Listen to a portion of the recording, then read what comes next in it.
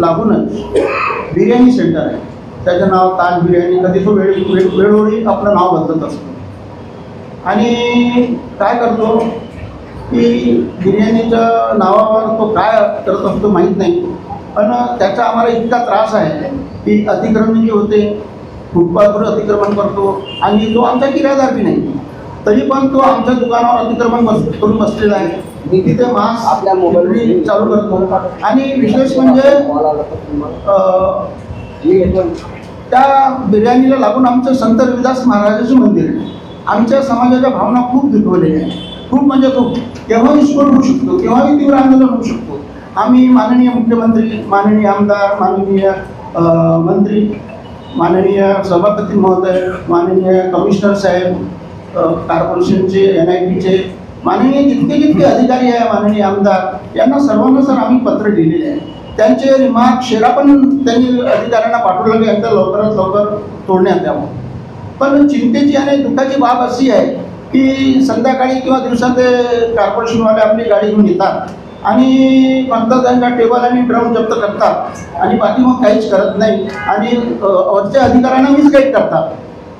मोठ्या अधिकाऱ्यांना मिसगाईड करतात. आम्ही अतिक्रमण तोडलेलं आहे, पण तिथं 15-16 अजून दुकान आहे, ते बी अतिक्रमण, ते आमचे कोणतेच किरायादार नाही, तरी पण त्यांच्या ते चालू आहे. आम्ही नेहमी नागपूर सुधार पन्नास, नागपूर महानगरपालिका यांना विनंती करतो की हे तोडा. त्याच्यानं आमच्या समाजाचे जे विद्यार्थी गोरगरिबाचे म्हणजे सर्व ग्रामीणमधून आलेले विद्यार्थी आहेत, त्यांना इतका त्रास होतो की ते आपला अभ्यास करणार तर विचलित होऊन जातात आणि त्याच्यामध्ये असं काही लोक संध्याकाळी दारू पिऊन येतात, डेट राहतात. त्याच्यामुळे ते तिथे अवैध धंदे सुरू होऊन गेलेले आहेत आणि ते मुस्लिम लोक आहेत. आम्हाला त्यांचे काय भयर नाही आहे, ते आमचे भाऊबंद आहे, पण ते आमचे किरायादारच नाही.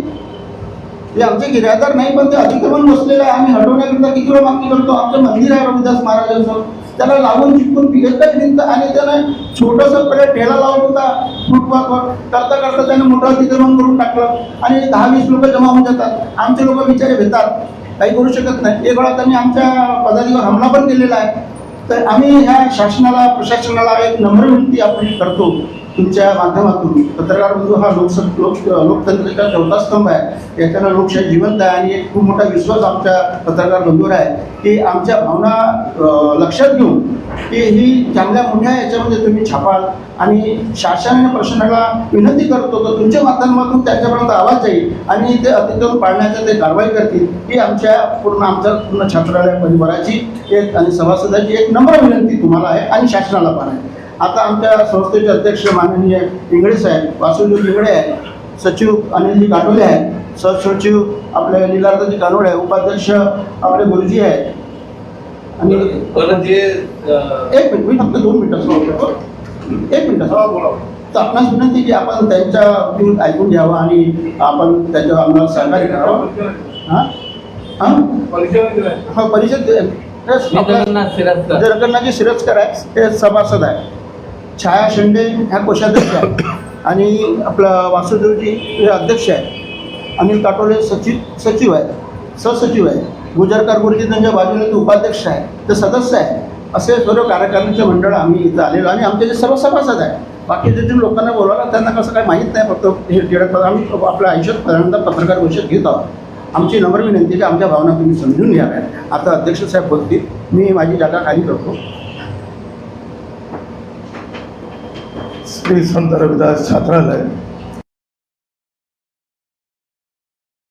घुसथल आणि ती जागा 1959ला सरकारने घुसथल आणि बाकी ॲक्टिव्हिटीज करण्यासाठी आम्हाला समाजाला दिली होती आणि ती जागा घुसथल प्रसिद्ध आहे, मध्यस्थी आहे आणि चांगल्या तऱ्हेनं तिथे कारभार व्यवस्थित हाताळत आहे. या परिसरामध्ये जे अतिक्रमण झालेलं आहे ते अतिक्रमण दूर व्हायला पाहिजे यासाठी आम्ही फार प्रयत्न करत आहे, पण आम्हाला यश येत नाही आहे. माझी आम्हाला सर्वांना विनंती आहे की सरकारला ही बातमी कशी त्यांच्या कानावर पोहोचेल आणि त्याला ते चालना कशी देतील याला आपण प्रत्यक्षात उतरवण्याचा आपण प्रयत्न करावा. या छात्रालयामध्ये जी जागा आहे, ज्यांना ते ताज बिर्याणी आहे, देवळाच्या बाजूला एक भिंत आहे, इकडे ताज बिर्याणी, इकडे मंदिर आहे. त्यांना कधी ती जागा दिलेली नाही आहे, ती कब्जा केलेली जागा आहे. त्यामुळं सरकारचं हे महत्त्व आहे की सरकारचं हे काम आहे की त्यांनी त्या गोष्टीवर दखल घ्यायला पाहिजे. आणि आपल्याला विनंती आहे की आपण त्यांना या पुरजोर आमच्या मागणीला सपोर्ट करावा. हिंदू धर्मामध्ये मंदिर हे फार मानाची गोष्ट आहे. आपली आस्था असते, आपण पूजा करतो. त्या ठिकाणी जर असं एका भिंतीच्या बाजूला होणं हे फार बरं नाही आहे. त्यामुळं आम्ही दलित जरी असलो पण आम्ही हिंदू आहोत. पण आमच्या ज्या भावना आहेत त्या दुखावल्या गेल्या नाही पाहिजे आणि तिथे जी व्यवस्था आहे ती चांगल्या तऱ्हेने हाताळली गेली पाहिजे. एवढा माझं बोलून 2 शब्द संस्थेचे सचिव अनिल काटोल.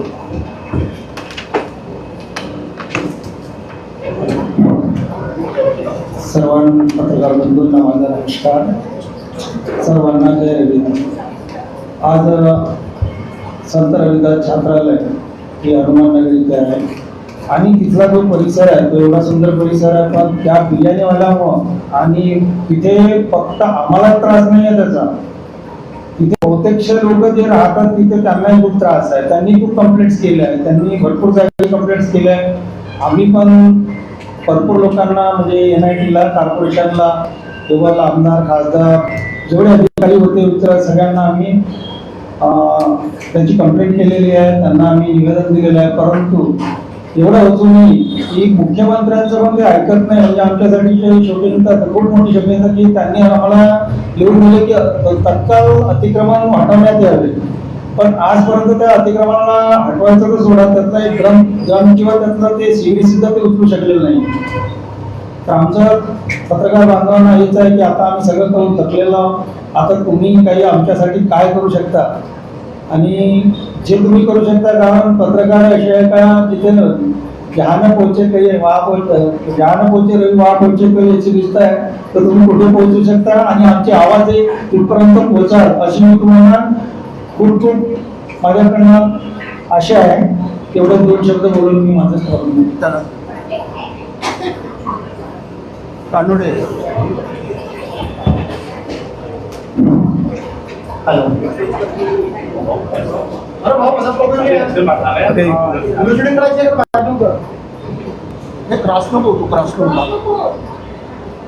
संत शिरोमणी गुरु रविदास महाराज याला वंदन करून आपले पत्रकार बंधू भगिनी यांना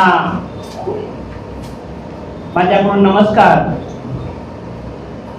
संत रविदास छात्रालय त्यांच्या नावानं जे जगद्गुरूच्या नावानं संत शिरोमणी सर्व संतांचे संत रविदास महाराज यांच्या नावानं ही संस्था बाबू जगजनराम यांनी धामणे साहेब चार्टीचे जज होते त्यांना सांगितलं आणि या महाराष्ट्रामध्ये एक संस्था ओपन करा आणि जे गोरगरीब आहे त्यावेळेस दलित त्या मुलांना शिक्षण देऊन उच्च पदावर जाईल असं निवेदन केलं होतं बाबू जगजनराम यांनी. आणि ते 1 जुलै 1959 रोजी संस्था स्थापन केली धामणे साहेबांनी. आणि ही तेव्हापासून त्या संस्थेमध्ये कलेक्टर, IAS, डॉक्टर, इंजिनियर सर्व चर्मकार समाजाचे महाराष्ट्राच्या बाहेर निर्माण झालेले आहे त्या संस्थेमधून. मी या संस्थेचा माझी विद्यार्थी 8व्या वर्गापासून एज्युकेशन घेतलं आणि मी पण एक शिक्षक म्हणून विनायकराव देशमुख सोसायटीमध्ये शिक्षक म्हणून कार्यरत होतो. त्यानंतर इलेक्शन झालं. इलेक्शन मी सभासद झालो आणि सहसचिव या पदावर निवडून आलो. आणि या आधीची कार्यकारिणी, ज्या कार्यकारिणीने जेवढे काही प्रयत्न केले तेवढे भरपूर प्रयत्न केले. मग आमच्या कार्यकारिणीच्या डोक्यात आलं म्हणून आम्ही सर्व विषय बाजूला ठेवून प्रथमतः जे रविदासाचं अस्तित्व भंग करत आहे आणि सर्व समाज आणि त्या वस्तीतील सोमवारी काटनमध्ये सर्व समाजाचे लोक, हिंदू समाजाचे लोक आम्हाला येऊन बोलतात, तुम्ही एवढे मोठे असून तुमच्याजवळ आमदार, खासदार, मंत्री आहे आणि जास्तीत जास्त तुमच्या समाजाचे मंत्री आहे, ते मंत्री असून तुम्ही एवढंसं काम एक हटू शकत नाही. म्हणून आम्ही एक पत्रकार परिषद घेण्याची सुरुवात केली आणि मी प्रत्यक्षात आणि माझी कार्यकारिणी या ठिकाणी मुख्यमंत्री, सचिव, आशा पठाण, आयुक्त सर्वांना प्रत्यक्षात भेटलो आणि कमीत कमी 50 ते 100 वेळा पत्र देऊनही आमदार, खासदार सर्वांना आम्ही पत्र दिले तरी ते अतिक्रमण हटू शकले नाही. म्हणून अधिकारी, आमदार, खासदारांनी लेखी स्वरूपात निवेदन अधिकाऱ्याला सांगितले, पण अधिकारी त्या मंत्र्यांचं सुद्धा ऐकत नाही. या ठिकाणचे अधिकारी अभिजित चौधरी साहेब होते,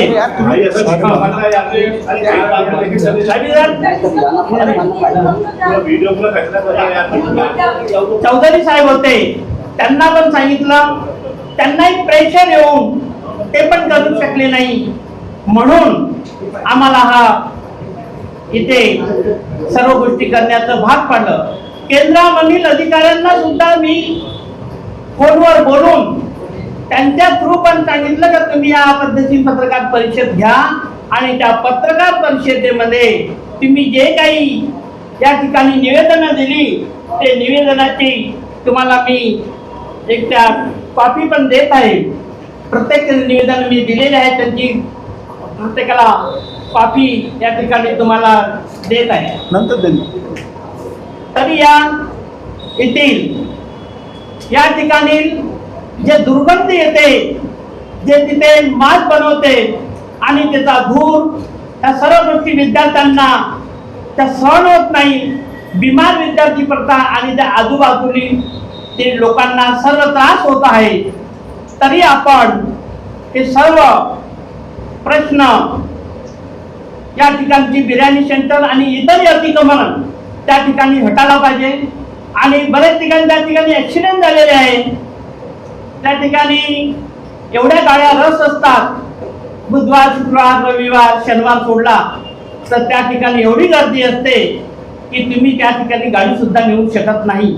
एवढी मोठी गर्दी असते त्या सेंटरला, चौकात.